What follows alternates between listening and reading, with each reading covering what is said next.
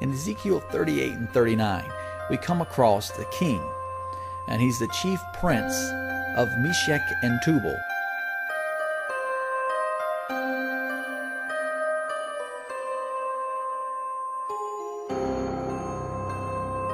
And what does he do in Ezekiel 38 and 39? Well, he gets a band together, a coalition of nations, and they go against Israel.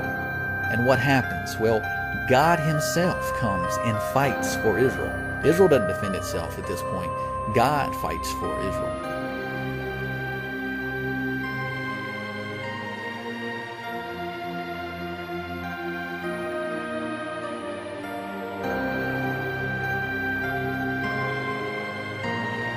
Muhammad died 14 centuries ago, the Muslim world needed someone to take the Prophet's place. The Caliphate was the leadership of Islam after the death of Muhammad, the Prophet of Islam. The last Caliphate was located here, in Istanbul, Turkey.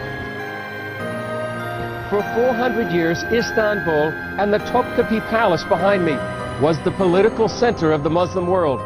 From here, the Turkish sultans ruled the Ottoman Empire as caliphs from 1517 until the empire fell after World War I. But in 1924, the Turkish leader Ataturk abolished the caliphate. Since then, many Muslims dreamed of its return.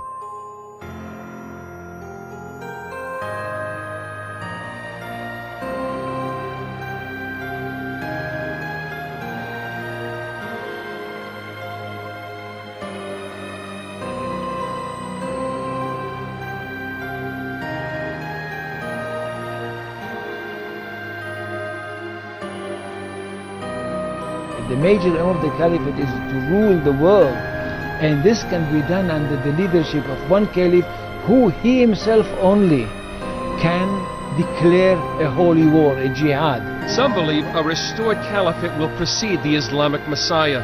While they may disagree on tactics, many modern Islamic groups share the goal of restoring the caliphate.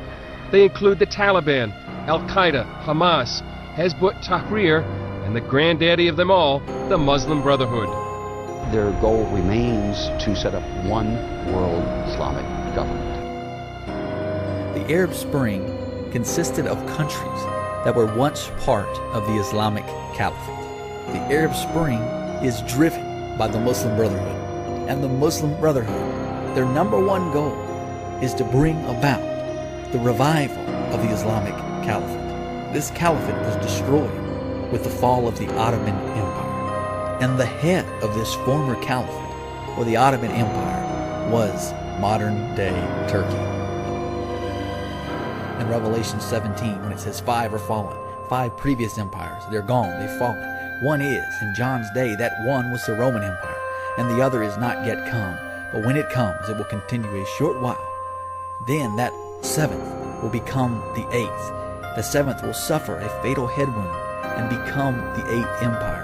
It will be revived again. We have seen the head wound that the Ottoman Empire suffered. It happened at the end of World War I. Now, through the Arab Spring and through the Muslim Brotherhood abroad, we are seeing the revival of the 7th empire. We are seeing the 8th empire that goeth into perdition.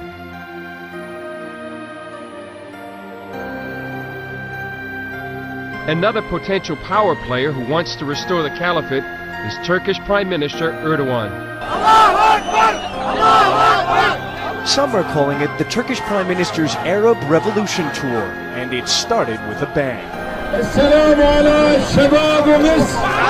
Thousands gathered at Cairo airport to give Recep Tayyip Erdogan a hero's welcome. Most said they were members of the Muslim Brotherhood.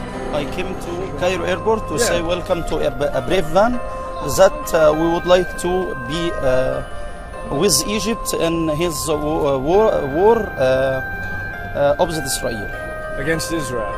I think Erdogan clearly sees himself as the founder of the new caliphate, the world Islamic government, with Turkey at its center. Erdogan told Arab foreign ministers it's time to establish a Palestinian state. Now it's the time to have the Palestinian flag in Gaza, and the Palestinian flag should go to the United Nations. Let us hoist the Palestinian flag to the sky, and this should be a symbol of justice and peace in the Middle East. Erdogan will travel on to Tunisia and then Libya to declare his support for democracy in countries that also overthrew dictators.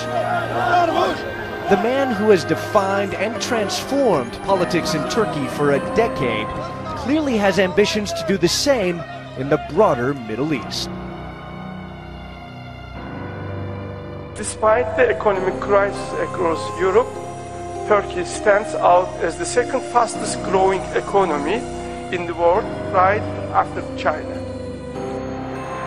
Istanbul is booming, putting up new skyscrapers, planning a third bridge across the Bosphorus. They're even talking about building a new second Istanbul nearby.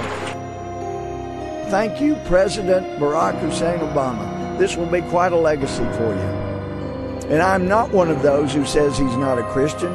All I know is that's between him and God. But what I do know is he has helped jumpstart a new Ottoman Empire and left our friend and ally Israel so vulnerable in this sea of radicalism that he has helped bring to the surface.